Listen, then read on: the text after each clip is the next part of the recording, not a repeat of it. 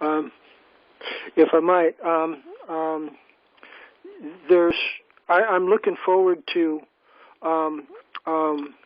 prioritizing the general discussion that we're talking about here over and above what we've got listed with Michael on our list of court cases here, and trying to get into more specifics of if Paul Nally is going to be able to produce affidavits or others, so that it gets down to the nuts and bolts of the mechanics of whether or not probable cause to believe a crime has been committed actually exists. And see, at that point, it gets, when it takes on a tangible, physical, real-world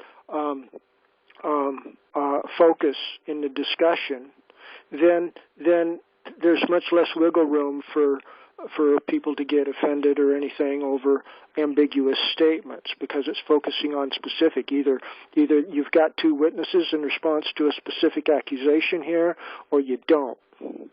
That's real simple. If there's no two witnesses or one witness with other corroborating evidence, is how the statutory common law principle is generally articulated, then it's failure to state a complaint upon which relief can be granted. Just one cranky person with one affidavit about one issue and no corroborating evidence, no second witness.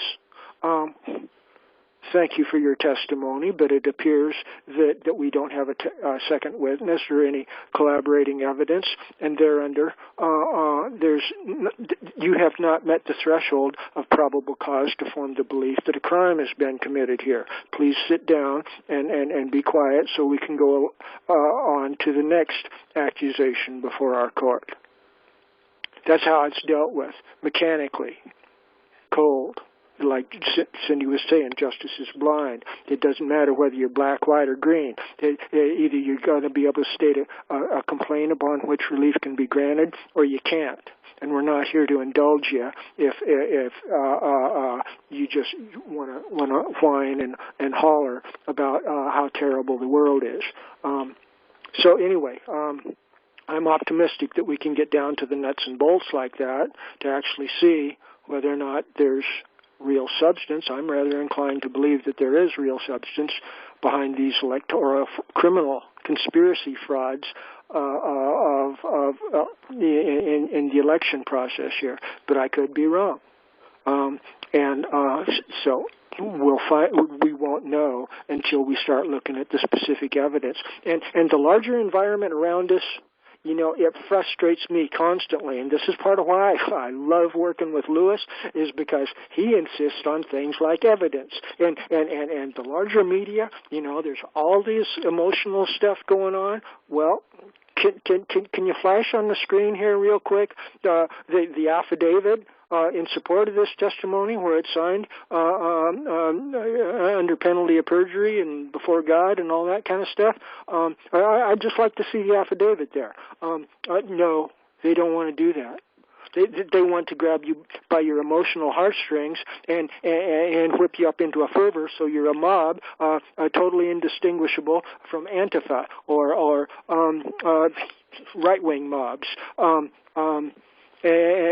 so the mechanics of due process of law, I do believe, can bring clarity and reason and logic to adjudicating these merits, so that with a blindfold on, no matter what race you are, if you can state a complaint upon which relief can be granted, and you got evidence so that you can back it up, then we proceed. We call in the accused criminal, and we say, look, we're prepared to issue a judgment here. You need to appear in our conference on such and so date and present counter evidence, or based upon the evidence before the court, our jury will decide the merits of this accusation against you, and they'll probably be inclined to convict you because you're not responding. So please show up and give us your counter evidence. That's the way I believe modern technology can be used to bring justice to these issues in quick and efficient manners, and in manners that are entirely fair and that are not slanted towards one race or another in any manner whatsoever. So I'm optimistic for all that. Good issue, Cynthia. Graceful response, Louis. Are there other comments or questions in response to my words or anything that Louis or Cynthia said here?